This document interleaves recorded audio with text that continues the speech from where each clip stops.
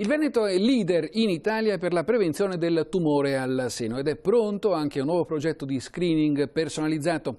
Statistiche ed iniziative sono state presentate a Treviso in occasione del mese rosa della prevenzione. Numeri quindi che vedono la nostra regione in testa anche negli screening per il colon retto. Il tutto a certificare una cultura della prevenzione che si espande sempre più. Maura Bertanzon.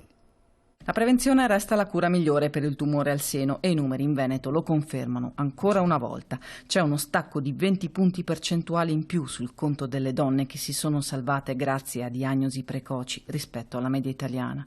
Veneto leader nazionale per lo screening alla mammella, ma pronto a rilanciare. È la strategia ribadita dall'ospedale Cafoncello di Treviso, dove si è fatto il punto in occasione del mese rosa della prevenzione. I dati in questo caso raccontano molto. Quasi 195.000 donne sottoposte a controlli in un anno, il 20% in più della media nazionale, per più di 10.000 ulteriori esami che hanno poi portato a poco più di 1.000 diagnosi. E quel tasso di sopravvivenza al 95% è di certo significativo. Il passo in più ora è una sfida di livello mondiale, uno screening personalizzato a cura dello IOV, l'Istituto Oncologico Veneto, su donne che nei loro geni hanno una mutazione che le mette a rischio tumore al seno fino a 7-8 volte su 10 in più.